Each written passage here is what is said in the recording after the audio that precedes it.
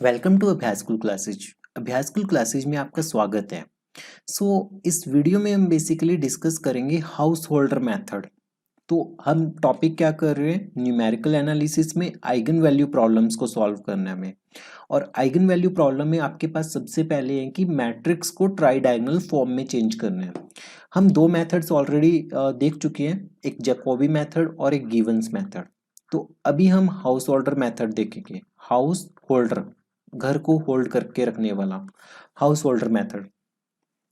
तो सबसे पहले मेथड हम जनरल समझते हैं, उसके बाद मेथड को स्टेप बाय स्टेप हम इस एग्जांपल में अप्लाई करेंगे। काफ़ी सारे स्टूडेंट्स को ये मेथड बहुत डिफ़िकल्ट लगता है, जबकि इसमें डिफ़िकल्टी वाला कोई भी एलिमेंट नहीं है। ये बहुत इजी मेथड है, सिर्फ नंबर ऑफ स्टेप्स थोड़े से ज़्यादा है एज कम्पेयर टू जैकोबी और गिवन। तो एक बार आप समझिए ध्यान से, उसके बाद इसे हम अप्लाई करेंगे क्वेश्चन के ऊपर। ठीक है, क्वेश्चन के ऊपर अप्लाई करेंगे सारे स्टेप्स को। तो सबसे पहले हम चलते हैं मेथड को समझने के लिए। मेथड में आपके पास क्या होगा कि आपके पास स्टेप नंबर 1, स्टेप्स में ब्रेक करते हैं हम। स्टेप नंबर 1 में क्या होगा कि आपने सबसे पहले एस की वैल्यू निकालनी है। एस की वैल्यू क्या होगी? एस की वैल्यू होगी फर्स्ट रो का जो सेकंड एलिमेंट है और फर्स्ट रो का जो थर्ड एलिमेंट है, उनका यूज करके आपने एस की वैल्यू निकाल ली। ठीक है, उसके बाद आपने एक वेक्टर वी लिखना है। वी वेक्टर कैसा दिखेगा आपको? 0, v2 और v3। ये वी वेक्टर की फॉर्मेशन है कि आपने वी वेक्टर फॉर्म कर लिया। अब v2 और v3 की वैल्यूज निकालनी है। तो ये आपको याद रखनी है क्योंकि स्टैंडर्ड एक्सप्रेशन है, ये मेथड का ही पार्ट है कि v2 की वैल्यू की v2 स्क्वायर की वैल्यू किसके इक्वल होगी? 1/2 1 माइनस प्लस a12/s। तो ये v2 का स्क्वायर होगा। क्या होगा? ये v2 का स्क्वायर होगा।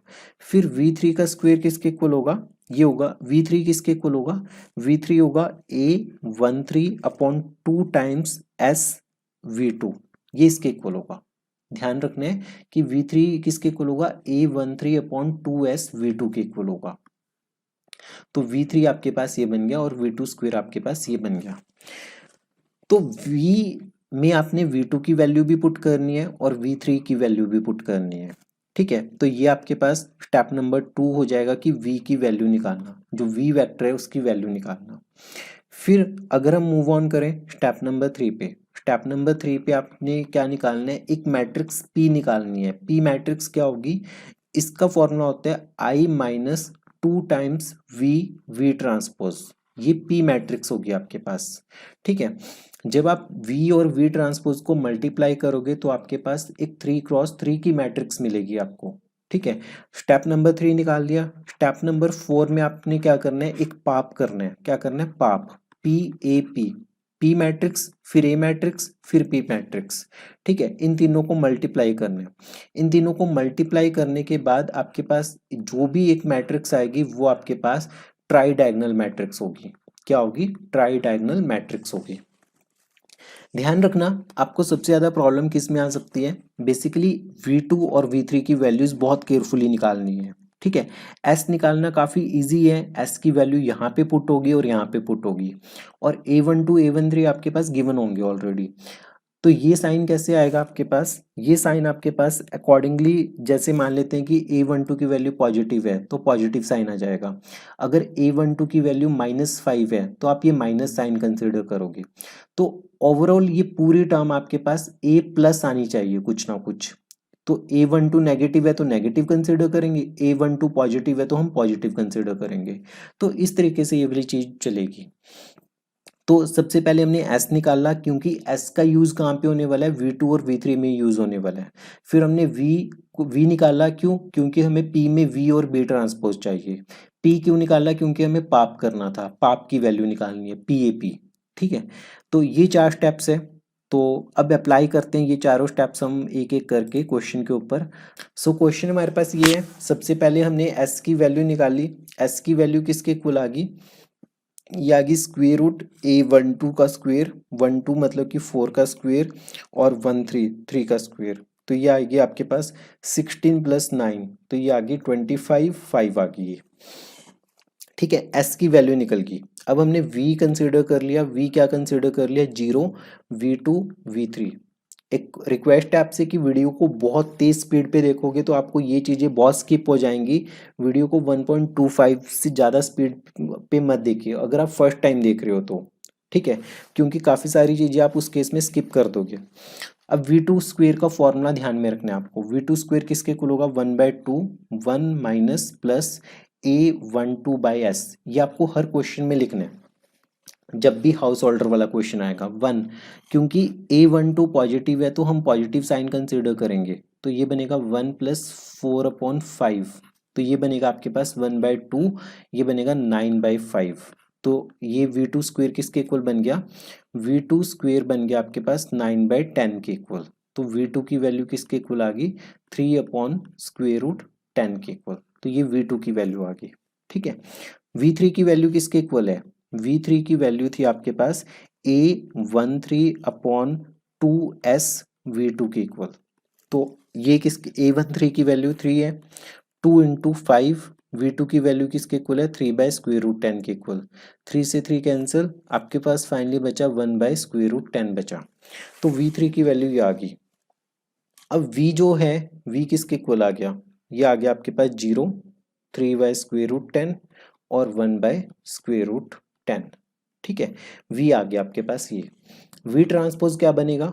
0, 3/√10, ठीक है, और 1/√10।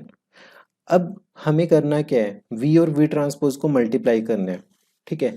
जब आप मल्टीप्लाई करोगे V और V ट्रांसपोज को तो क्या होगा कि फर्स्ट रो फर्स्ट कॉलम, तो सबसे पहला एलिमेंट आपके पास 0 आएगा, फिर ये रो और ये कॉलम ये भी 0 आ गया आपके पास, फिर ये वाली रो और ये कॉलम ये एलिमेंट 0 आ गया, फिर इसे मल्टीप्लाई करना है इससे तो ये एलिमेंट भी 0 आ गया आपके पास, फिर इस एलिमेंट को इससे करोगे तो आपके पास आएगा 9/10 आएगा, फिर इस रो को इस कॉलम से करोगे तो आपके पास आएगा 3/10, फिर इस रो को इस कॉलम से करोगे तो 0, फिर से करोगे तो आपके पास आएगा 3/10, फिर आएगा 1/10 आएगा। तो ये निकल गया आपके पास V डैश मैट्रिक्स। अब आपको P मैट्रिक्स निकालने हैं। P मैट्रिक्स किसके इक्वल है? I माइनस 2V डैश के इक्वल है, ठीक है। I माइनस 2V डैश के इक्वल है। तो आइडेंटिटी मैट्रिक्स तो पता है हमें 0 1 0 0 0 1 माइनस, अब इसे 2 से मल्टीप्लाई करना है। 2 से मल्टीप्लाई करके आपके पास क्या बनेगा? 0 0 0 0 0, ये बनेगा 9/5 3/5 1/5 3/5, ये मैट्रिक्स बनेगी आपके पास। फाइनली सॉल्व करने के बाद जो आपके पास मैट्रिक्स बनेगी वो बनेगी 1 0 0 0 0 माइनस 4/5 माइनस 3/5 माइनस 3/5 माइनस 4/5, ठीक है, ये मैट्रिक्स बनेगी। तो P निकल गई। अब हमें PAP की वैल्यू निकालनी है। P मैट्रिक्स लिखो, फिर A मैट्रिक्स लिखो, फिर P मैट्रिक्स लिखो, इन दोनों को मल्टीप्लाई करो और इन दोनों को बाद में मल्टीप्लाई करो, तो आपके पास फाइनली जो आंसर आएगा वो आएगा 1 minus 5 0 minus 5 7/25 minus 14/25 0 minus 14/25 minus 11/25।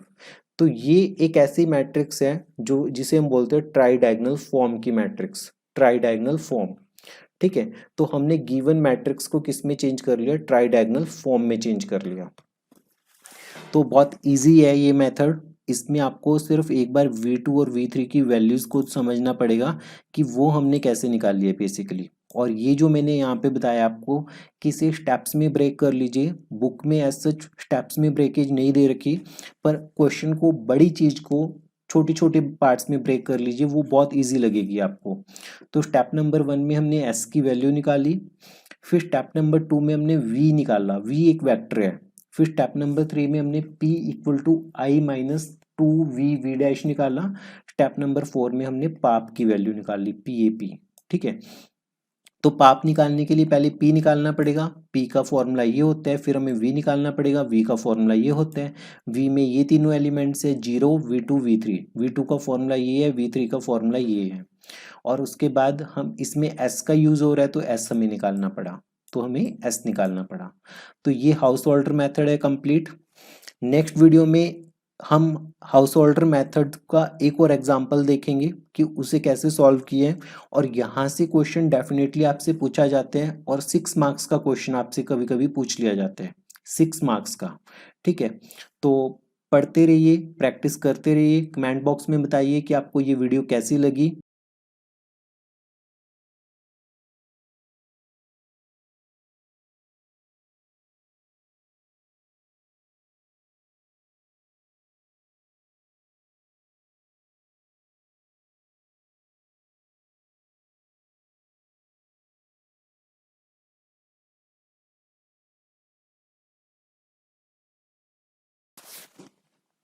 सो अलजेब्राइक आइगन वैल्यू प्रॉब्लम्स में हमने अभी तक जैकोबी गिवंस मेथड देख लिया है, तो हम हाउस होल्डर मेथड का क्वेश्चन सॉल्व करेंगे। बेसिकली हमें गिवन मैट्रिक्स को ट्राई डायगोनल फॉर्म में कन्वर्ट करना है।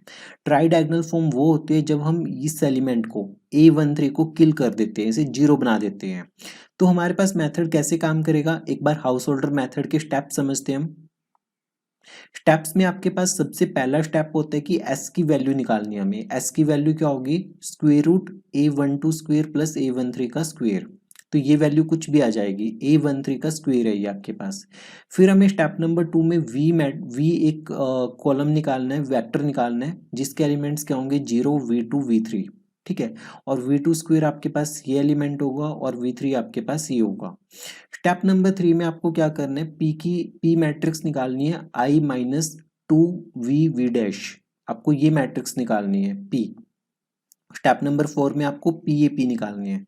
शुरू करते हैं। सबसे पहले हमारे पास है ये गिवन मैट्रिक्स है, हमने S की वैल्यू निकालनी है। S की वैल्यू आपके, तो S की वैल्यू का फॉर्मूला क्या होता है, √A12 square plus A13 square. तो ये क्या बनेगा आपके पास, 1+1। तो ये क्या बनेगा, 1+1। तो ये बनेगा √2 बनेगा आपके पास। ठीक है, अब आपको V2 और V3 की वैल्यू निकालनी है। V2 स्क्वेयर किसके इक्वल है, V2 स्क्वेयर इक्वल है 1/2, 1 माइनस प्लस A12/S के इक्वल है। ठीक है, तो 1/2, तो 1 प्लस A12 की वैल्यू 1 है, S की वैल्यू √2 है। ठीक है, तो फाइनली आपके पास क्या बना, √2 + 1/2 √2। V2 स्क्वेयर की वैल्यू आपके पास ये वैल्यू आ गई।